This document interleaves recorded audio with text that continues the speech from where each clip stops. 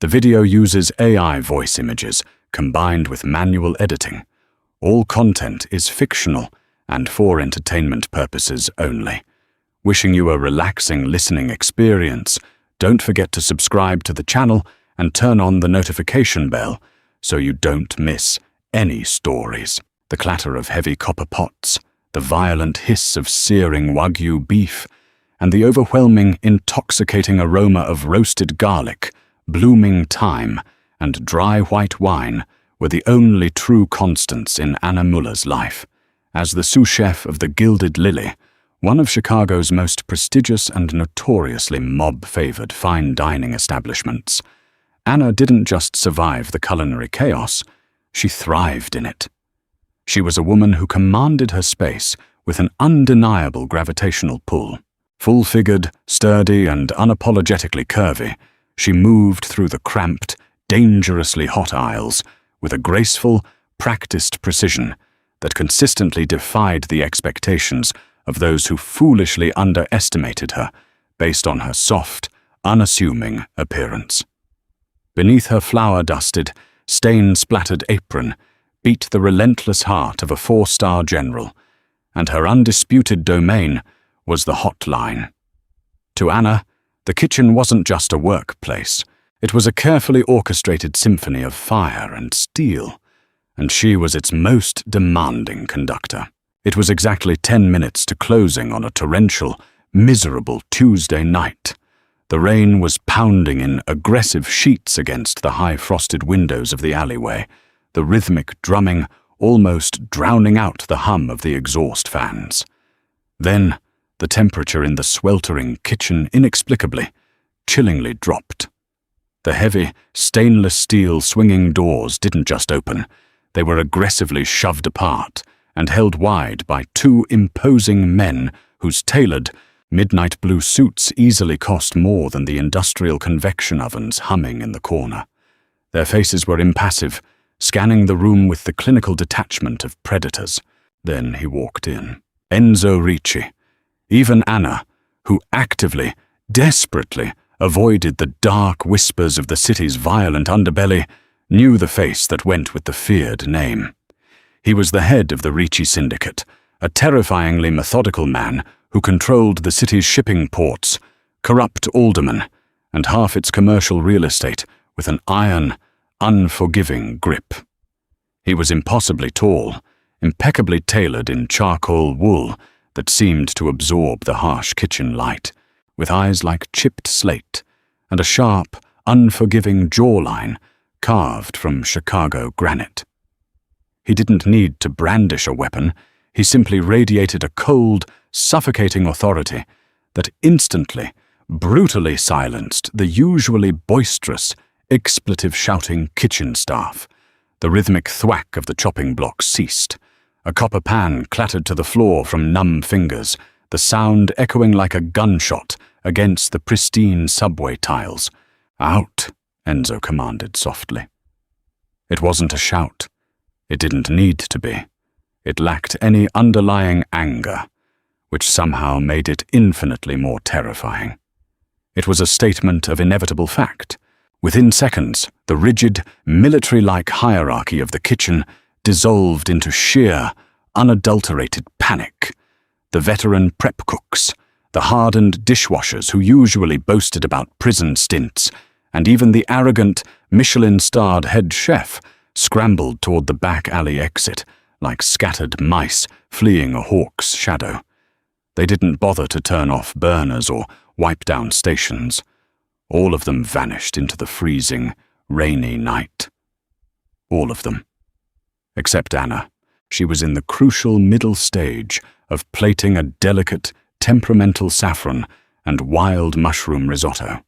If she took her eyes off the heavy sauté pan for even 5 seconds, the perfect creamy consistency would break, the starches would seize, and the dish would be irreparably ruined.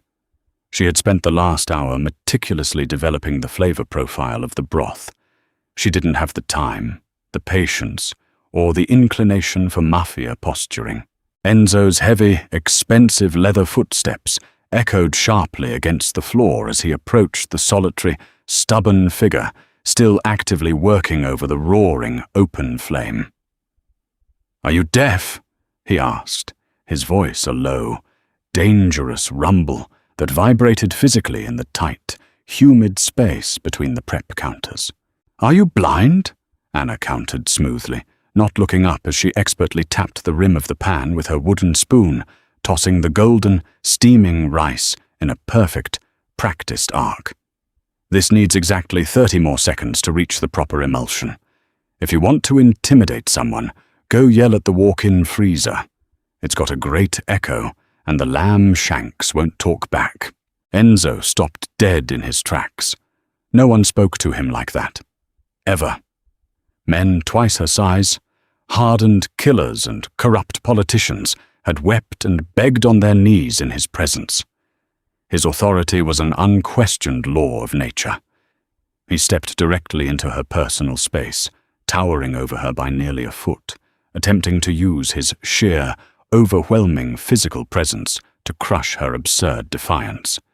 He reached out with a large, scarred hand to grab her shoulder, fully intending to spin her around and physically teach her a brutal lesson in respect. In a fraction of a second, Anna pivoted on her heel. She didn't flinch away, she didn't gasp, and she certainly didn't scream. With the fluid, terrifying grace of a master butcher who had spent a decade breaking down whole animals, she brought up her right hand from the maple cutting board. Enzo froze, every heavily muscled fiber in his massive frame locking into place. The cold, razor-sharp edge of an 8-inch carbon steel boning knife was pressed precisely, unwaveringly against his carotid artery. A single millimeter of pressure, a single twitch of her wrist, would end his absolute reign over the Chicago underworld, right there, amidst the spilled flour and discarded celery stalks. Anna finally looked up at him, her warm, expressive brown eyes utterly, remarkably devoid of fear. Instead, they held a fierce, territorial annoyance. "Step back," she said, her voice as steady and calm as if she were asking a line cook for a pinch of kosher salt. "Or you're going to bleed in my risotto, and I really, truly hate remaking this dish. The saffron is expensive." Behind Enzo, his two massive guards drew their suppressed weapons, the metallic, mechanical clicks echoing deafeningly in the silent, steaming kitchen. Anna didn't even blink at the sound. She didn't look past his shoulders at the dark barrels of the guns. She kept her eyes locked dead center on the slate-gray eyes of the most dangerous man in Chicago. He didn't call his guards to fire. He didn't pull his own weapon from the leather shoulder holster hidden beneath his expensive wool jacket. Instead, the rigid, homicidal tension in his jaw slowly relaxed. A slow, dark, genuinely amused smile spread across his lips, transforming his terrifying, stoic face into something undeniably magnetic and startlingly human. "Well," Enzo murmured, the glacial ice in his eyes melting into a spark of something entirely unexpected, a profound, deep-seated fascination. "Aren't you a fascinating spark in the dark?" The phantom sensation of cold carbon steel pressed flush against his throat, lingered with Enzo Ricci long after he had ordered his baffled, gun-toting men to stand down, and had walked out of the suffocating, garlic-scented heat of the restaurant kitchen. For 3 agonizing days, Enzo found himself utterly, uncharacteristically distracted, sitting in his sprawling penthouse office overlooking the glittering, rain-swept Chicago skyline. He couldn't force his mind to focus on the lucrative shipping manifests or the complex money-laundering reports demanding his attention. He was a man deeply accustomed to the cloying scent of fear, to trembling hands, sweaty brows, and stammering apologies from those who crossed his path. Anna Müller's absolute, statuesque stillness in the face of imminent, violent death was an anomaly his highly tactical mind couldn't shake. He had ordered his best intelligence men to dig deeply into her life, fully expecting to uncover a hardened criminal background, a hidden agenda, or perhaps the revelation that she was a highly trained, deeply embedded plant from a rival East Coast family. Instead, the thick manila dossier currently resting on his immaculate mahogany desk painted a painfully, almost absurdly ordinary picture. She was a 32-year-old woman who worked grueling, back-breaking 80-hour weeks on her feet. She tipped her late-night delivery drivers exceptionally well, religiously visited her mother's grave in the suburbs on Sunday mornings, and was meticulously saving every spare, hard-earned penny in a low-yield savings account to open a modest corner bakery. She was a civilian, pure, untainted, and entirely untouched by the rot of his world. But the extensive dossier also contained Leo. Leo was Anna's younger brother, a foolish, incredibly reckless 20-something who had recently stupidly racked up a crippling $50,000 underground gambling debt. The problem wasn't just the sheer amount of money, it was who he had foolishly chosen to owe it to. He hadn't borrowed from the relatively disciplined Ricci family, but from the Moretti crew, Enzo's most volatile, bloodthirsty rivals. The Morettis were widely known for their public, gruesome brutality intended to send loud messages, and Leo's short grace period was running out rapidly. Enzo didn't feel pity, but he saw a golden, unmissable opportunity. He didn't want revenge against the curvy, flour-dusted chef who had brazenly held a blade to his neck. He wanted possession of her unique, unflappable fortitude. He wanted that quiet, grounding strength in his orbit. He wanted to understand it.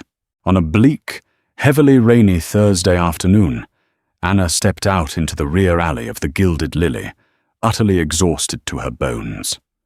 She pulled her heavy, somewhat threadbare wool coat tight against her plush frame to ward off the damp, biting Chicago chill. A sleek, armored black sedan idled silently by the overflowing, foul-smelling dumpsters, its engine a low purr. The heavily tinted back window rolled down with a soft, mechanical hum, revealing Enzo's sharp, unforgiving profile. "Get in, Ms. Muller," he said, his deep voice effortlessly cutting through the sound of the cascading rain. "I take the bus, Mr. Ricci," she replied curtly, not breaking her determined stride, her knuckles turning white as her grip tightened on the strap of her worn leather purse. "Your brother Leo owes Marco Moretti $50,000. The absolute, non-negotiable deadline is tomorrow at noon." Anna stopped dead, her sturdy boots splashing in a shallow puddle, the remaining color completely drained from her flushed, heat-kissed cheeks. She turned slowly, the cold rain catching in her dark, heavy hair, pasting it uncomfortably to her forehead.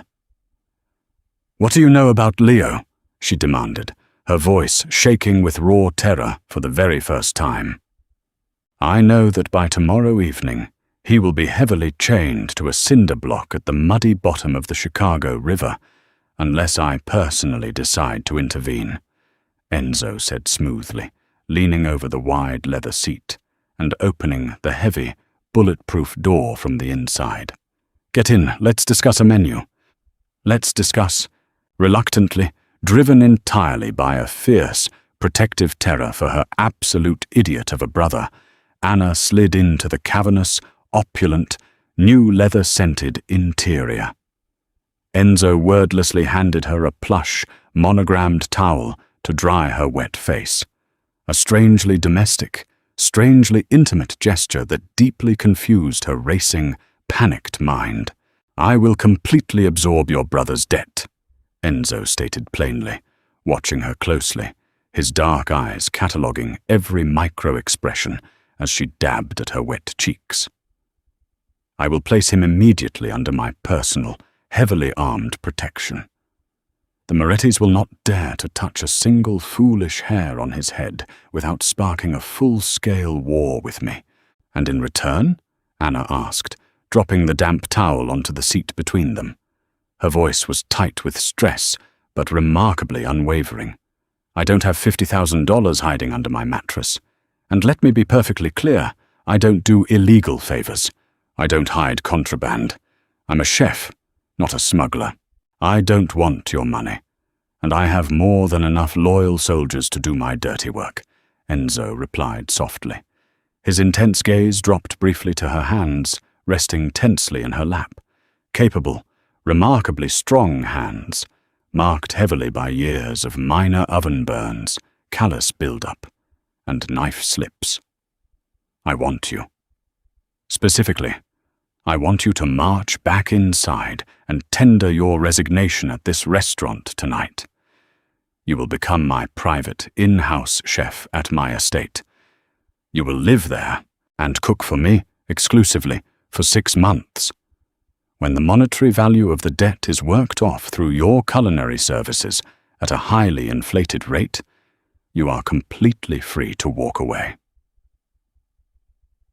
Anna stared at him, her sharp mind frantically searching for the hidden trap, the lethal catch in his bizarre contract. You want to clear a $50,000 mob debt in exchange for me making you pot roast and fresh pasta? Enzo leaned closer.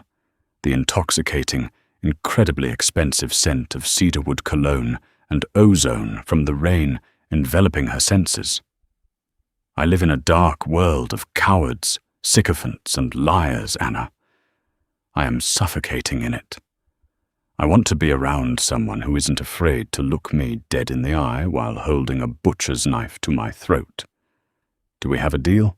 Anna closed her eyes, visualizing the face of her foolish, desperate brother, who had always relied on her to fix his massive messes since they were kids. She opened them and looked directly into Enzo's deep slate eyes, refusing to be intimidated by the luxury of the car or the danger of the man. I require a fully stocked, unrestricted pantry. I need a commercial-grade gas range, and I dictate the menus.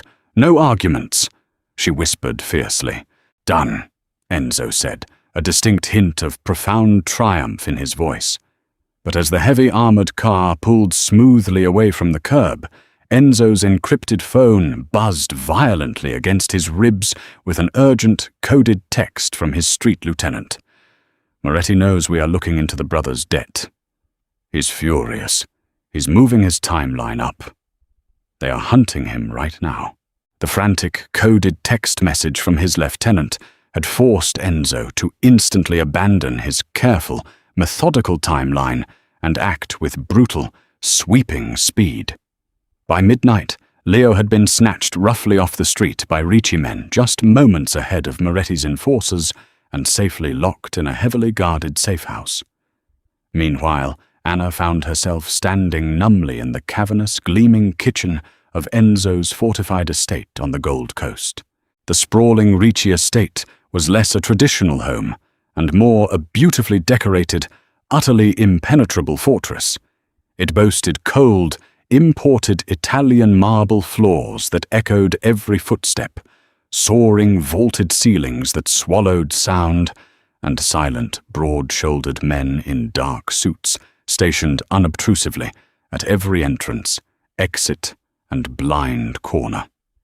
There was an eerie, suffocating silence to the massive place that made the fine hairs on Anna's arms prickle with constant anxiety. She felt entirely out of place in her comfortable, worn denim jeans and oversized, slightly frayed knit sweater. Her soft, generous curves and natural warmth contrasted sharply with the hard, sharp, aggressively masculine angles of the mansion's imposing architecture. Yet the very moment she stepped over the threshold into the expansive kitchen, her deep anxiety vanished, instantly replaced by sheer, professional awe. It was an absolute masterpiece of culinary engineering. A massive, 10-burner wolf range dominated the center island, flanked by double commercial convection ovens, a walk-in refrigerator genuinely larger than her first cramped apartment, and gleaming, pristine countertops of cold black granite that stretched for miles. For the first grueling week, they engaged in a strange, incredibly tense, silent dance. Anna cooked fiercely, hearty, robust, deeply soul-warming meals that fundamentally defied the pretentious, meticulously plated, tiny, foam-covered portions Enzo was accustomed to eating at tense business dinners. She made braised beef short ribs, simmered for 8 long hours in robust red wine until the meat practically melted off the bone. She whipped rich truffle mashed potatoes, heavy with butter and heavy cream, and she ruthlessly kneaded warm, crusty sourdough bread baked from scratch every single morning. She poured all her lingering, unresolved anxiety, her fierce anger at her trapped situation, and her desperate protective love for her brother entirely into the food she aggressively prepared. Enzo, in turn, observed her intently from the shadows of the estate. He usually ate alone in his massive, echoing, incredibly lonely formal dining room, sitting at the head of a table meant for 20. But by the 3rd day, the profound, crushing isolation seemed to finally break him. He began carrying his own plate into the kitchen, a highly unusual move, sitting quietly on a heavy leather stool at the edge of the massive marble island, while she aggressively chopped root vegetables or wiped down the granite counters for the next day's rigorous prep. "You really don't eat like a man who runs a sprawling criminal empire," Anna noted one evening, her sleeves rolled up, vigorously scrubbing a heavy cast-iron skillet with coarse salt. She had, surprisingly, grown entirely accustomed to his silent, brooding presence. It was undeniably heavy, but it was no longer a source of terror. Enzo looked up slowly from a steaming, fragrant bowl of hearty rustic beef and barley stew, his silver spoon paused halfway to his mouth. "How exactly does a criminal empire boss eat, chef?" "Like he's constantly, nervously waiting for the food to be poisoned," she replied honestly, rinsing the heavy pan under blistering hot water and drying her wet hands on a thick linen towel. "You eat like a man who is starving, like you haven't had a genuine home-cooked meal in a decade." A dark, incredibly painful shadow violently crossed Enzo's normally impassive, statuesque face, aging him instantly by 10 years. "My father died of poison," he said quietly, the heavy words dropping like concrete stones into the quiet, warm room. In his own dining room, delivered seamlessly in a glass of his absolute favorite, rare scotch by a man he considered his most trusted, lifelong friend. He choked to death on his own blood while I watched. Anna paused, the casual, easy banter dying instantly in her throat. She turned and looked at him, truly, deeply looked past the tailored suit and the fearsome reputation, and saw the deep-seated, agonizing, soul-crushing exhaustion buried beneath the intimidating, bespoke facade. He wasn't just heavily guarded. He was deeply, profoundly, and devastatingly isolated. He trusted absolutely no one, because trust, in his world, was a lethal luxury he couldn't afford.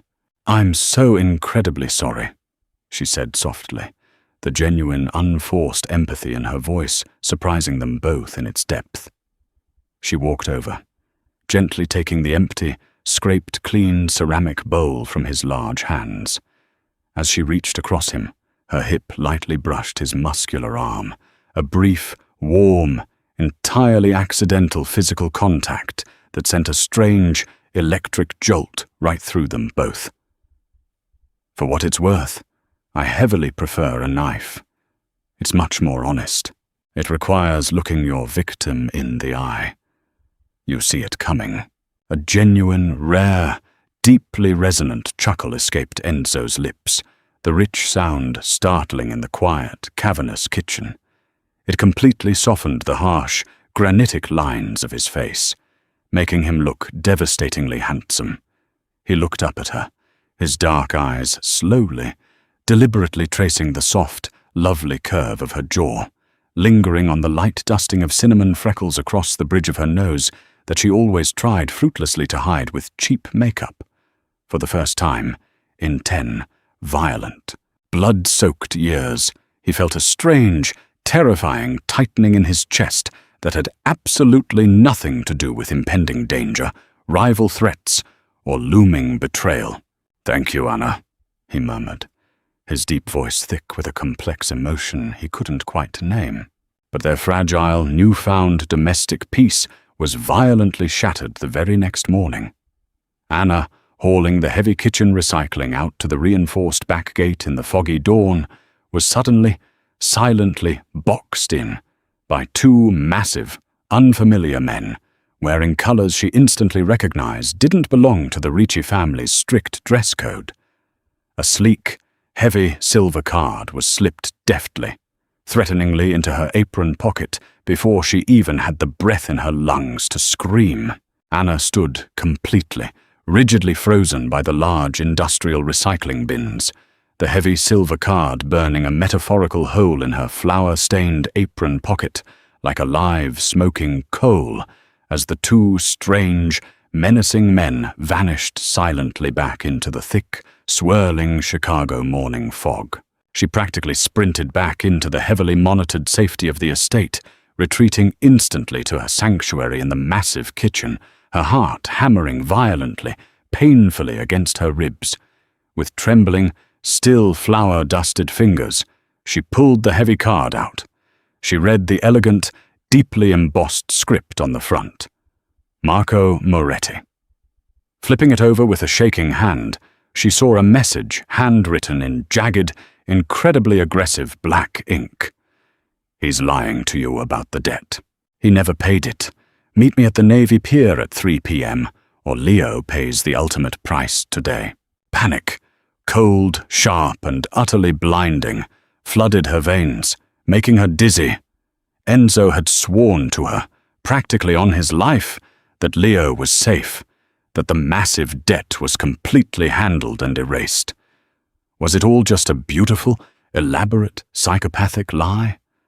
Was Enzo just using her idiot brother as a convenient, invisible pawn to keep her happily trapped here, as some sort of twisted, psychological power play to soothe his own loneliness? The complex criminal mind was a dark labyrinth she fundamentally didn't understand. She spent the entire morning in a suffocating, terrifying haze. Her usually precise, rhythmic chopping of herbs became erratic and clumsy, resulting in a deep, bleeding nick on her index finger. She desperately, fiercely needed to know the absolute truth, but asking Enzo directly felt like stepping blindfolded into a literal minefield. If he was indeed lying to her, confronting him could severely provoke his legendary temper, effectively signing Leo's death warrant immediately. At 2:30 p.m., she cornered one of the younger perimeter guards, making a frantic, highly detailed excuse about desperately needing a specific, imported Spanish saffron from a specialty market downtown for Enzo's dinner, and hurriedly left the estate. The far end of the Navy Pier was desolate and bleak, battered heavily by the freezing, violent wind whipping off the grey expanse of Lake Michigan. Marco Moretti was waiting by a shuttered carousel. He was everything Enzo physically and entirely was not. Flashy, obnoxiously loud, dressed in an ostentatious, pinstriped suit that screamed new money, and radiating a slimy, unpredictable, rabid dog energy. "Ms. Miller," Moretti purred, stepping out of the deep shadows of a closed concession stand, two massive, silent thugs flanking him closely. "A genuine, unexpected pleasure. Let's get straight to the meat of the issue, shall we? Ricci didn't pay me a single, solitary dime of your brother's debt. He just hid your brother in a deep hole. He arrogantly thinks he can starve me out, deny me what is rightfully mine, and keep his favorite new toy." Anna clenched her fists fiercely inside her deep coat pockets, her short fingernails biting deeply, painfully into her palms to physically ground herself against the panic. "What exactly do you want from me, Mr. Moretti?" "I want Ricci gone. Permanently." "Tonight?" Moretti smiled, a terrifying, highly predatory gleam shining in his dark, flat eyes. You cook his food. You have completely unfettered, unquestioned access to his private plate. I give you a little glass vial of something completely tasteless and odorless. You put it in his evening soup, and your brother's $50,000 debt is completely, instantly erased from my ledgers. You both walk away completely free, very rich, and most importantly, alive. Anna stared at him, the freezing lake wind aggressively whipping her dark hair across her pale face. She thought of Enzo's quiet, agonizing confession in the dimly lit kitchen about his father's gruesome murder by poison. She thought of the profound, deeply hidden vulnerability in his slate eyes, the way he looked at her with genuine respect when she cooked, the way his heavy, muscular shoulder felt under her gentle hand. To poison him wouldn't just be committing murder, it would be the ultimate, devastating, soul-destroying betrayal of a man who had already barely survived that exact trauma once. It violated every moral fiber of her being. "No," Anna said, her voice shaking violently in the wind, but her inner core completely, immovably resolute. "I am a professional chef, Mr. Moretti. I feed people. I am not an assassin. If you dare to touch one single hair on my brother's head, I will go to the police, the feds, the local news stations, anyone who will listen, and I will loudly, publicly tell them exactly what you tried to blackmail me into doing." Moretti's oily, slimy smile completely vanished, instantly replaced by a hardened mask of pure, ugly malice. "You're making a fatal, incredibly stupid mistake, sweetheart. You think Ricci is your knight in shining armor? You think he cares about you? He's a monster. He uses people." Anna turned sharply on her heel and power-walked away, terrified out of her absolute mind, her knees shaking, but absolutely certain of her incredibly dangerous choice. She wouldn't betray Enzo, even if he had lied to her. She would find another way to save Leo. She had to. When she returned to the sprawling, silent estate, the atmosphere inside was suffocatingly tense, the recycled air practically humming with dangerous electricity. Enzo was standing dead center in the massive kitchen, his posture as rigid as a steel board. On the black granite counter, right between them, sat the heavy silver Moretti card, which she had stupidly, carelessly left, sitting on her bedroom dresser, in her frantic, panicked haste to leave. Enzo's eyes were pitch black, entirely devoid of any of the warmth she had seen the night before. "Where exactly did you go today, Anna?"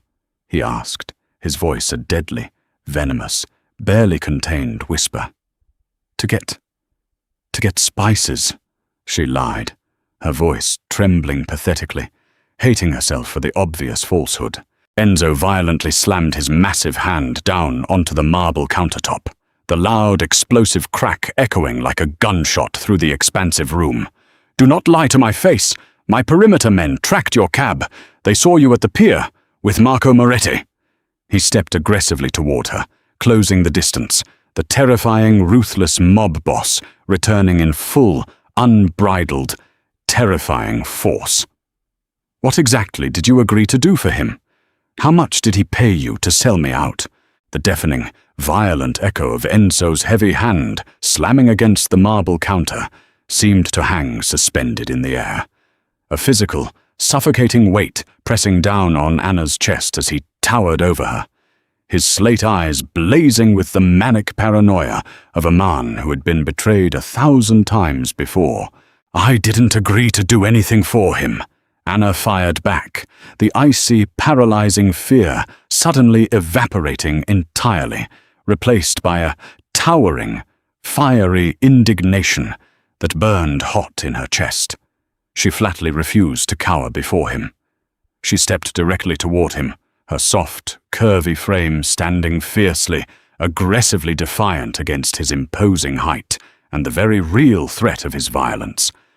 "I am not one of your terrified soldiers. I didn't seek him out. He approached me. His men cornered me like an animal at the garbage bins this morning. He told me you lied directly to my face. He told me you never paid a cent of Leo's debt, that you just locked him away in a hole to use me as your personal indentured servant." Enzo's eyes narrowed into highly dangerous, calculating slits. "And you, with your vast, infinite knowledge of how my world operates, blindly believed him?" "You're a literal mob boss, Enzo," she yelled, throwing her hands up in deep frustration, gesturing wildly around the opulent, sterile, fortress-like kitchen that felt like a gilded cage. "Why wouldn't I believe him? You essentially kidnapped me off the street. You forced me into this deeply paranoid life. I went to the pier to look him in the eye and tell him absolutely no. I went there to tell him that I would never, ever poison you for him." The heavy word hung in the air like a suspended, swinging blade. "Poison." Enzo stopped dead, the color draining from his face, his broad chest heaving under his perfectly tailored shirt. The sheer, unadulterated fury and raw panic in her wide brown eyes, the blistering, unmistakable honesty of her desperate scream, chipped instantly away at the thick, impenetrable armor of his lifelong paranoia. She had been handed the easiest, most lucrative way out of her nightmare, the exact, horrific method by which his beloved father had been murdered, and she had flatly, bravely refused to take it to save herself. "I didn't lie to you," Enzo said, the immense tension leaving his frame, his voice dropping from a terrifying roar to a gravelly, deeply pained murmur. He heavily rubbed his temples, suddenly looking incredibly tired. "I wired the 50,000 directly to a secure offshore account yesterday morning. It takes exactly 48 hours to clear the international banks and show up on his end. Moretti knows this perfectly well. He was trying to violently manipulate your panic and your deep love for your brother against you, to force your hand before the money officially landed. He wanted you to do his dirty work." Anna stared at him, the massive surge of defensive adrenaline suddenly draining rapidly from her body, leaving her feeling hollow, dizzy, and exhausted. She slumped heavily against the center island, burying her face in her flour-dusted hands. "I'm so incredibly out of my depth here," she whispered, a rare hot tear slipping down her cheek and dropping onto the cold granite. "I just want to bake bread, Enzo. I don't want to play these lethal games." Enzo hesitated, every ingrained survival instinct he possessed violently warring with something entirely new, something incredibly soft and desperate blooming in his chest. Slowly, awkwardly, fighting against years of strict emotional isolation, he reached out and placed a large, calloused, shockingly warm hand on her violently trembling shoulder. "Anna, you are," he began, his deep voice impossibly tender. He never got to finish the sentence. The massive reinforced bay window overlooking the meticulously manicured rear gardens exploded violently inward in a blinding shower of brilliant, lethal, flying diamonds. A deafening, continuous hail of fully automatic gunfire tore viciously, indiscriminately through the room. High-caliber rounds shattered antique porcelain plates, shredded the custom mahogany cabinetry into jagged splinters, and sent thick, choking clouds of white baking flour and pulverized drywall plaster violently into the air, blinding them. Enzo didn't think. His heavily conditioned body reacted on pure, ingrained combat instinct. He lunged forcefully forward, tackling Anna incredibly hard to the floor. He wrapped his massive, muscular body completely over her much softer one as they crashed heavily behind the thick, bullet-absorbing solid oak of the center island. Bullets chewed aggressively through the wood and marble just mere inches above their heads, sending stone shrapnel flying. "Stay perfectly flat. Do not move," Enzo roared over the deafening, continuous noise, smoothly and instinctively drawing his heavy Glock from his shoulder holster without looking, Anna was pressed painfully, suffocatingly flat against the cold, flour-dusted floor tiles, her body trembling violently, uncontrollably. But she didn't scream. She turned her head and looked up at Enzo, horrified to see a thin, bright crimson line of blood dripping rapidly down his temple where a piece of flying, jagged glass had deeply grazed him. He was methodically, coldly returning calculated fire over the edge of the counter, his face transformed into a terrifying mask of lethal, ice-cold concentration. Yet even as he fired, his heavy body remained an immovable, protective shield over hers, prioritizing her life completely and utterly above his own. Suddenly, the relentless, deafening firing from the windows stopped. Shouts, curses, and the rapid sound of heavy tactical boots echoed from the gardens outside as Enzo's heavily armed perimeter guards fiercely engaged and repelled the attackers. Enzo slumped heavily back against the ruined, splintered cabinets, his gun still raised and tracking the window. He was breathing heavily, his face suddenly chalk pale, wincing sharply as he tightly gripped his left arm. Dark, wet blood was rapidly seeping through the expensive fabric of his suit jacket, dripping steadily onto the flour-covered floor in morbid red polka dots. "Enzo!" Anna gasped, scrambling frantically out from beneath his weight and crawling urgently toward him on her hands and knees, her paralyzing fear for her own life instantly vanishing in the face of his injury. "You're hit. You're bleeding badly." He looked down at her, his expression tight with immense, grinding physical pain, but his slate eyes were remarkably, beautifully soft as they scanned her face. "Are you hurt?" he asked urgently, completely ignoring the bleeding bullet hole in his own flesh, his large hands frantically checking her shoulders, arms, and head for wounds.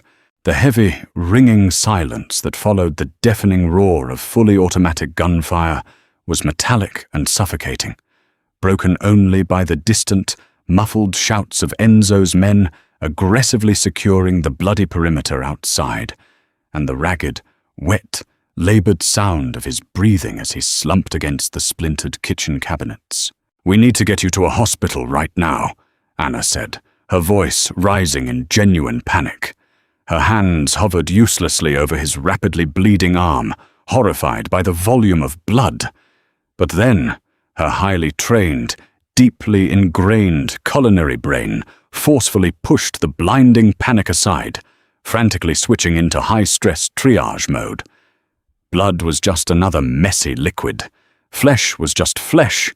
She had broken down whole pigs. She could handle this. No hospitals.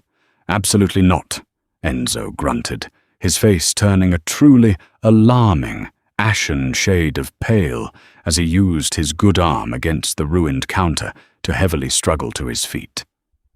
"Moretti has paid people on the inside of every major ER in the city. If I go to a hospital tonight, I will be smothered with a pillow before morning. You have to help me to the basement." It took absolutely every ounce of Anna's physical strength to support him. He was a veritable mountain of a man, incredibly heavy with dense muscle and creeping dead weight, but her sturdy, well-fed frame held surprisingly firm. She practically carried half his body weight as she guided him agonizingly down a hidden, keypad-locked concrete staircase into a sterile, brightly lit subterranean safe room that was remarkably equipped like a state-of-the-art mini-clinic. "The trauma first aid kit is in the red steel cabinet on the wall," Enzo instructed, his breathing incredibly shallow and fast. He sat heavily on a cold steel examination table and began awkwardly shrugging off his ruined, blood-soaked jacket with a sharp, involuntary hiss of extreme pain. Anna moved with relentless, terrifying efficiency. She was deeply used to high-stress, completely chaotic, bleeding environments. She was used to managing severe grease burns and deep, to-the-bone knife cuts in the heat of a dinner rush, though this blunt force trauma was horrifyingly different. She grabbed heavy medical shears and aggressively cut away his ruined, expensive shirt, revealing a deep, ugly, jagged graze tearing violently across his thick bicep. The high-caliber bullet had thankfully passed cleanly through, violently tearing muscle tissue, but miraculously missing the main brachial artery by mere millimeters. This is incredibly deep. It needs multiple layers of stitches to close properly, she said, her voice remarkably, eerily steady as she examined the raw wound. Then do it. I trust you, Enzo said, leaning his head back against the wall and looking at her intently, completely, utterly surrendering himself and his life to her care. She vigorously cleaned the jagged wound with stinging, bright orange iodine, her soft, plump hands moving with the exact same delicate, masterful, practiced precision she used to debone a fragile quail. As she carefully threaded the curved surgical needle and began to stitch the torn flesh, pushing through the tough muscle, Enzo didn't flinch. He didn't even look at his mangled arm. He just watched her focused face. You didn't leave, he said quietly, his voice a low, rumbling vibration in the quiet room. When the shooting started, when the kitchen was full of smoke, and you had the absolute chance in the chaos, you didn't try to run out the back door and get shot in the back by the crossfire. I'm a lot of things, Enzo, but I'm not stupid, Anna replied, trying desperately to keep the heavy mood light as she deftly tied off a complex medical suture, treating the thread like kitchen twine. Besides, you threw yourself entirely on top of me. You took a bullet to save my life. I owed you a patch job. You refused to poison me for $50,000 and your brother's life. We're even. Anna paused, snipping the remaining thread with the shears and looking up from his arm. The physical distance between them was mere inches. In the harsh, unforgiving, fluorescent light of the bunker, he didn't look like a terrifying, untouchable Mafia boss. Stripped of his bespoke suit, bleeding, sweating, and utterly exhausted, he looked like a profoundly tired, deeply battered man who had been carrying the crushing weight of a violent, unforgiving world on his shoulders for far too long. "Why do you do this, Enzo?" she asked softly, gently wiping away a stray smear of blood from his collarbone with a sterile gauze pad. "Why live like this? Constantly waiting for the next bullet through the window? Waiting for the next betrayal from a friend?" Enzo looked away, staring blankly at the reinforced concrete wall. "I didn't choose it. I was born into it. My father built this massive syndicate on a foundation of blood, fear, and extortion. When he was murdered, I had to take over immediately, that very night, or the rival families would have slaughtered my mother and sisters in their beds. I've spent the last 10 grueling, bloody years trying to systematically legitimize our businesses, moving us heavily into clean shipping logistics, legal commercial real estate, and tech investments. Moretti absolutely hates it. He represents the violent old guard. He wants the drug money, the extortion rackets, the dirt. He attacked today because he knows I am dangerously close to shutting down the very last of our illegal smuggling routes. He wants to violently wipe me out and take over the entire city before I can finish cleaning it up. He turned his deep gaze back to her, and Anna saw a profound, heart-wrenching vulnerability that took her breath away. "I'm trying to get out, Anna. I'm trying to walk into the light. But they won't let me leave quietly." Anna finished smoothly wrapping the clean white pressure bandage tightly around his bicep, intentionally letting her warm hands rest on his feverish, muscular skin for a moment, much longer than was strictly medically necessary. "Then we don't leave quietly," she said, her voice dropping an octave, her warm brown eyes flashing with a sudden, brilliant, terrifying determination. "We make a massive, deafening amount of noise. We make sure Marco Moretti can never, ever attack anyone again. Enzo looked at her, deeply confused but entirely, utterly captivated by the fierce, strategic intellect suddenly shining brightly in her eyes. "What exactly are you thinking, Chef?" Anna's bold, deeply unexpected declaration hung vibrating in the sterile, metallic air of the underground safe room, her hand still resting gently, possessively on Enzo's freshly bandaged arm as a dangerous, brilliant spark of tactical genius fully ignited in her eyes. "Moretti is profoundly, blindingly arrogant," Anna began, stepping back from the examination table and pacing the small confines of the room, her highly analytical mind working at 1,000 miles a minute, constructing a recipe for his downfall. "He thinks you're just brute force and old money, and he absolutely thinks I'm just a terrified, chubby civilian cook caught in the crossfire. We use his massive, fragile ego directly against him." Enzo watched her pace, utterly mesmerized by the stunning psychological transformation taking place before him. The gentle, caring woman, who lovingly baked sourdough bread with such meticulous care, was now coldly plotting a major syndicate takedown with the strategic, ruthless, detached mind of a seasoned military general. "Go on. I'm listening very closely. He's going to want to meet with you immediately, right? To force an unconditional, humiliating surrender now that he assumes you're severely injured, bleeding and weakened," she reasoned, ticking the logistical points off on her flour-dusted fingers.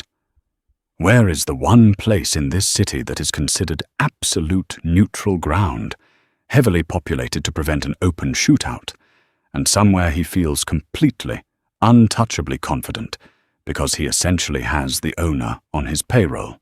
Enzo's eyes widened slightly as the realization hit him like a physical blow. "The Gilded Lily."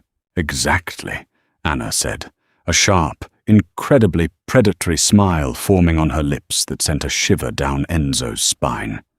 "The current arrogant owner owes Moretti hundreds of thousands in underground gambling debts.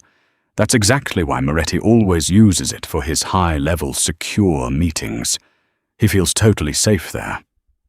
But here's the crucial, fatal detail Moretti doesn't know. I worked in the cramped, humid bowels of that building for 5 exhausting years. I know the complex HVAC ventilation system. I know the precise blind spots of the security cameras in the service elevators, and I know the structural layout of the basement better than the original architect. Over the next highly tense 48 hours, the opulent Ricci estate completely transformed from a defensive residential bunker into a high-tech, heavily armed war room. Enzo's top lieutenants, hardened, severely scarred men who had survived decades of brutal gang wars, gathered around the massive oak dining table.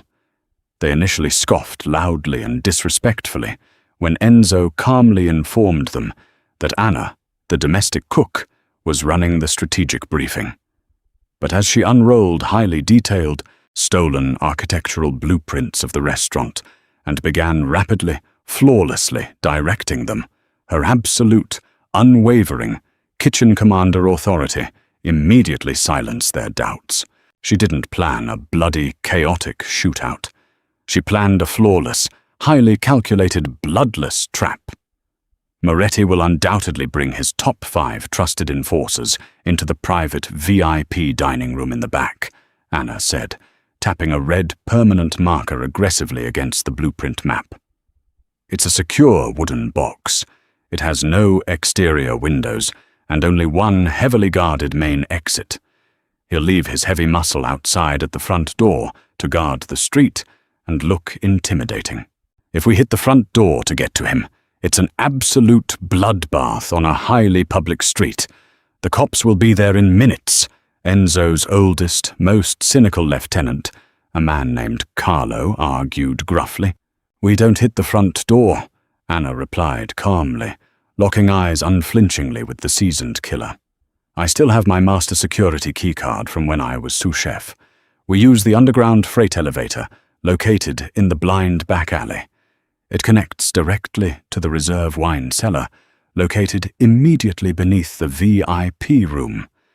The antique brass floor vents in the VIP room are wide enough to pump in highly concentrated, aerosolized capsaicin. Enzo stared at her, thoroughly bewildered. Pepper spray? You seriously want to pepper spray a Mafia boss and his top hitmen? Weaponized, highly unstable, culinary-grade ghost pepper extract. Anna corrected him smoothly, adjusting her oversized sweater and pushing up her glasses. I use a very, very heavily diluted version. Literally 1 drop per gallon. For a specific seasonal hot sauce. I have gallons of the pure, uncut extract currently sitting in the estate pantry. If we attach a pressurized industrial canister and pump the pure extract directly through the localized HVAC vents, it will completely incapacitate every single man in that room in under 3 seconds without a single shot being fired. The burning is scientifically unimaginable. They won't be able to physically open their eyes. They won't be able to draw breath into their lungs, let alone aim and shoot a gun. Once they hit the floor choking, your men come up through the hidden cellar hatch and secure them tightly with zip ties. The hardened, violent lieutenants looked at Anna with a bizarre, completely unprecedented mix of absolute horror and profound, deep-seated respect. Enzo stood up slowly from the table, his commanding gaze locked entirely on Anna, a massive, overwhelming surge of intense pride and something much deeper swelling in his chest. We do it exactly her way. Prepare the gear. As the rough men rapidly dispersed to gather their tactical equipment, Enzo caught Anna's hand, pulling her gently but firmly aside into the quiet hallway. This is incredibly deeply dangerous, Anna, he said, his voice thick with raw emotion and palpable fear for her safety. You have to actually go into the building to operate the manual valves. If you're caught by his men— I won't be caught, Anna said, squeezing his large, warm hand reassuringly. I'm just the slightly chubby, scatterbrained, forgetful sous-chef who left her absolute favorite set of expensive Japanese knives behind. They won't even look at me twice. Invisibility to men like that is my superpower. You are, without a doubt, the most dangerous person I have ever met, Enzo murmured. He slowly raised her hand, his eyes never leaving hers, and pressed a soft, deeply lingering, intensely emotional kiss to her flour-dusted knuckles. The lingering, electric heat of Enzo's unexpected tender kiss on her knuckles gave Anna a massive, sustaining surge of adrenaline that carried her all the way through the city to the freezing, rain-slicked alley behind the Gilded Lily later that night. The Chicago air was bitterly, bone-chillingly frigid, biting ruthlessly through her thick wool coat. It was exactly 11 p.m. The restaurant was officially closed to the dining public, but 2 enormous, heavily armed men stood blocking the rear staff entrance, smoking cheap cigarettes and stomping their feet to stay warm. Moretti's men. Anna took a deep, shuddering, steadying breath, tightly clutching a heavy canvas duffel bag to her chest, and confidently stepped out of the concealing shadows of the overflowing dumpsters. "Hey, stop right there, lady!" One of the massive guards barked, aggressively stepping forward, his hand dropping to his belt as he flicked his cigarette into a puddle. Anna let out a loud, heavy, exaggerated sigh, aggressively rolling her eyes and putting on her absolute best, most authentically annoyed kitchen worker face. "Relax, tough guy. It's just Anna. I left my custom Japanese chef knives inside the locker room, and if the absolute idiot morning prep crew uses them tomorrow to chop raw onions, I'll literally murder someone. Move." The guard squinted in the dim, flickering, sickly yellow light of the alley, recognizing her soft, unthreatening features and her familiar, slightly stained uniform coat. He laughed, a cruel, entirely dismissive, highly misogynistic sound. Right. The angry, chubby chef. Make it quick, sweetheart. The boss is having a very private, very important meeting inside. They parted slightly and let her pass without a second thought. She was a woman. She was soft, and she was entirely unthreatening to their alpha male brains. It was their fatal, monumental mistake. Once inside the familiar, now silent building, Anna moved like a ghost. She entirely bypassed the brightly lit, gleaming main kitchen, slipping silently down the narrow, dark service hallway toward the basement sub-level. Her heart was pounding so hard, she feared they could hear it. She used her old keycard to unlock the heavy steel door leading to the main HVAC control room. In her hidden earpiece, Enzo's voice crackled to life, low and tight with barely suppressed anxiety. We are in position in the wine cellar. Moretti and his top men just entered the VIP room directly above us. Are you safe?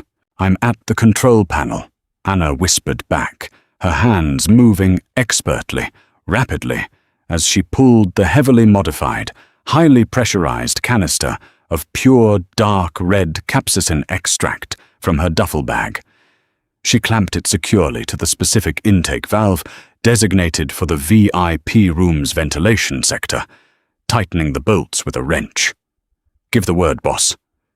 Do it. Anna violently cranked the heavy, rusted intake valve open. Upstairs, in the opulent, mahogany-paneled VIP room, Marco Moretti was comfortably, arrogantly pouring a glass of $1,000 Barolo wine, grinning viciously at his top lieutenants. Ricci is bleeding out in a dark hole somewhere. He's completely finished. By tomorrow morning, every port in this entire city is ours. Suddenly, one of his men coughed violently, dropping his lit cigar onto the Persian rug. Then another man doubled over, gagging loudly. Within 3 seconds, the very air in the room turned into invisible, searing, unimaginable fire. Moretti dropped his crystal glass, shattering it into 100 pieces as he desperately clutched his burning throat. His eyes streamed with agonizing tears, his lungs burning as if he had inhaled crushed glass and pure battery acid. Blinded, gasping desperately for air, entirely helpless, the dangerous men collapsed to the floor in a writhing, choking, pathetic mass. Beneath them, the Persian rug shifted violently. The hidden trapdoor to the wine cellar burst open. Enzo and his heavily armed men, all wearing military-grade gas masks, surged up into the room like tactical phantoms. It was over in less than 10 seconds. Moretti and his helpless, violently weeping men were aggressively zip-tied, gagged, and dragged roughly down through the cellar hatch before they even knew what hit them. Down in the control room, Anna watched the pressure gauges drop rapidly to 0, signaling the canister was empty. She quickly unhooked the empty tank, shoved it in the bag, locked the room, and hurried back upstairs to the main kitchen, the massive dump of adrenaline finally giving way to violently shaking knees and chattering teeth. As she reached the gleaming stainless steel counters of the main kitchen, the heavy back door swung open. Enzo stepped through, pulling off his heavy gas mask. He was completely unharmed, his eyes scanning wildly until they landed on her. He didn't say a single word. He crossed the massive kitchen in 3 massive, purposeful strides, wrapped his incredibly strong arms around Anna's soft, sturdy frame, and buried his face deeply, desperately into the crook of her neck. He held her fiercely, as if she were the only solid, real thing keeping him tethered to the earth, his breathing ragged and uneven against her skin. "It's done," he breathed, his voice trembling slightly with overwhelming relief. "We have him. My men are delivering him, and his hidden ledgers proving his racketeering, directly to the steps of the federal courthouse as we speak. It's finally over, Anna. Anna wrapped her arms tightly around his solid, warm waist, burying her face against his broad chest. The overpowering scent of cordite, rain, and his expensive cedarwood cologne overwhelmed her senses, making her feel incredibly, perfectly, unconditionally safe. "So," she whispered, a single hot tear of profound relief finally falling onto his expensive shirt. "What's for dessert?" The complex, difficult transition from a life deeply entrenched in shadows and violence to one bathed in legitimate light didn't happen magically overnight. But the flawless, bloodless fall of Marco Moretti was the ultimate catalyst Enzo Ricci needed to finally, violently sever the dark, rotting roots of his family's criminal legacy. 6 peaceful, deeply transformative months had passed since the chaotic night at the Gilded Lily. True to his word, Enzo had handed Moretti and irrefutable, damning evidence over to the federal authorities on a silver platter. In the massive power vacuum that followed, Enzo systematically and ruthlessly dismantled the illegal factions of the Ricci syndicate, firing or violently exiling the old guard who refused to adapt, and focusing his vast empire entirely on clean, legal shipping logistics and commercial real estate. The transition cost him millions of dollars and a vast amount of underworld influence, but for the first time in his entire adult life, he slept soundly through the night without a loaded gun under his pillow. Leo was entirely safe, currently working off his newly erased debt by doing grueling, highly character-building, legitimate manual labor-loading heavy crates at one of Enzo's legal shipping docks, a harsh punishment that Anna thoroughly, enthusiastically approved of. On a bright, crisp Saturday morning in late autumn, the brass bell above the door of a newly renovated, charming shop in Lincoln Park chimed merrily. The intoxicating, warm scent of vanilla bean, roasted cinnamon, and fresh-baked sourdough drifted out onto the bustling street, drawing people in from the cold wind. The beautifully hand-painted sign above the large bay window read in elegant gold leaf lettering, "The Sturdy Whisk, Bakery and Cafe."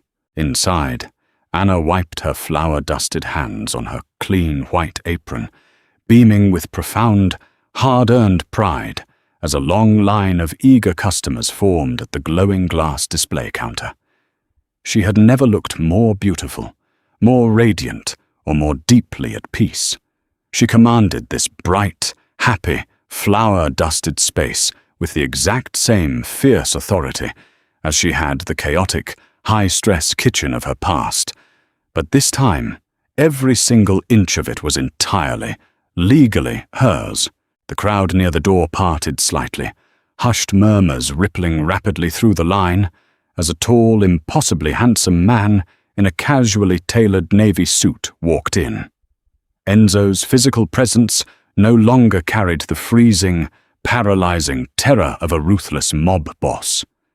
Instead, he radiated a quiet, deeply protective, grounded strength.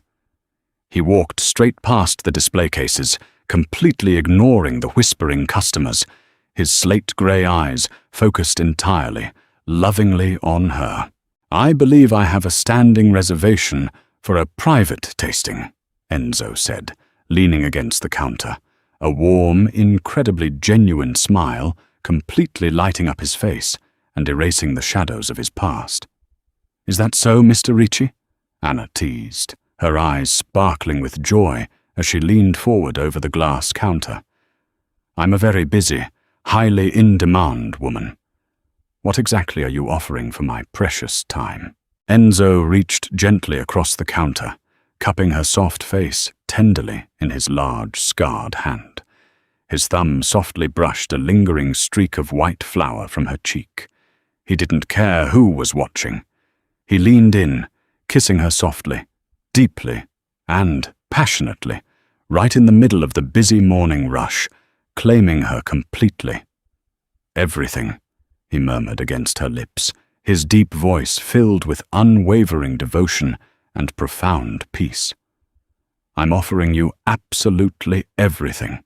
Anna smiled against his mouth, wrapping her arms tightly around his neck, finally allowing herself to fully, completely embrace the man who had traded his vast, terrifying underworld empire for a simple, quiet place in her heart.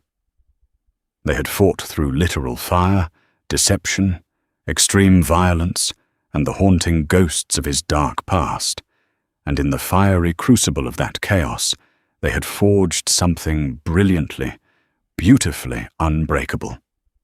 Thank you so much for listening to this story. This deeply emotional journey of Anna and Enzo reminds us powerfully that true, lasting strength doesn't always come in the loud, obvious form of physical power, violence, or intimidation.